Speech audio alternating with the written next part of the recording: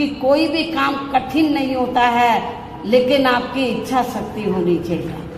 आप ये तहिया कर लें कि हमें यहाँ की वर्तमान स्टेट गवर्नमेंट को हमें सत्ता से बाहर करना है।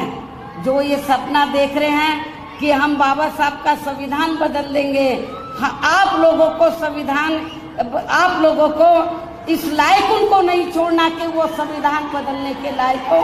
उनको सत्ता से बाहर करके आप लोगों को सत्ता पर काबिज होना होगा।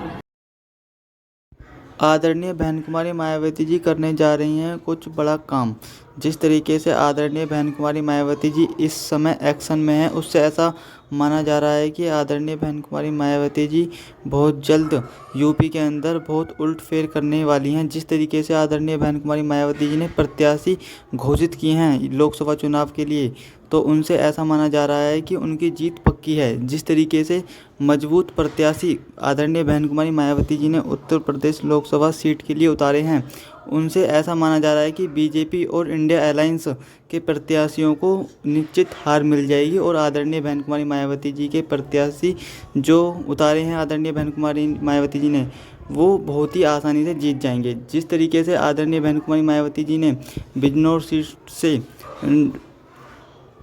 जाट उम्मीदवार उतारा है, उससे ऐसा माना जा रहा है कि जो बिजनौर के जाट हैं वो यदि आदरणीय बहन कुमारी मायावती जी की चुनाव चिन्ह हाथी पर वोट डाल देते हैं तो दलित, जाट और मुस्लिम, ये जो 3 समीकरण अगर बन जाते हैं तो आदरणीय बहन कुमारी मायावती जी के प्रत्याशी की जीत होनी निश्चित है। तो इस समीकरण से जो बीजेपी है वो घबराई हुई है और प्रधानमंत्री नरेंद्र मोदी जी ये भी घबराए हुए हैं, क्योंकि यदि आदरणीय बहन कुमारी मायावती जी के प्रत्याशी जीत जाते हैं यूपी के अंदर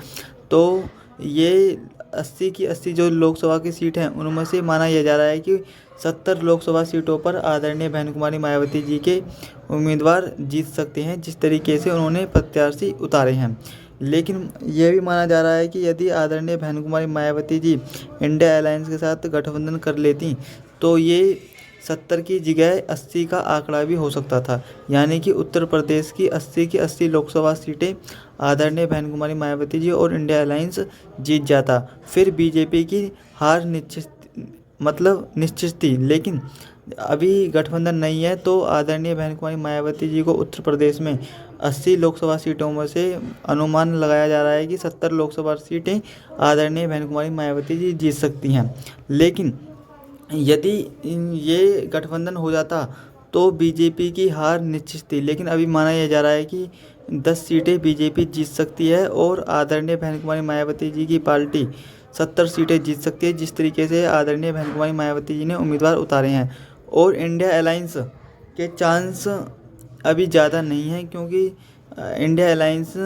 टूट चुका है। जिस तरीके से केजरीवाल जी इंडिया अलायंस के हिस्सा थे और अब इंडिया अलायंस के जो केजरीवाल जी हिस्से में थे, लेकिन अब वो जेल में हैं, तो इसी कारण से इंडिया अलायंस पूरा टूट गया है। और जिस तरीके से इंडिया अलायंस में से नीतीश यादव जी भी छोड़कर चले गए हैं, तो उससे माना यह जा रहा है कि इंडिया अलायंस कमज़ोर पड़ गया है। अब देखना यह होगा कि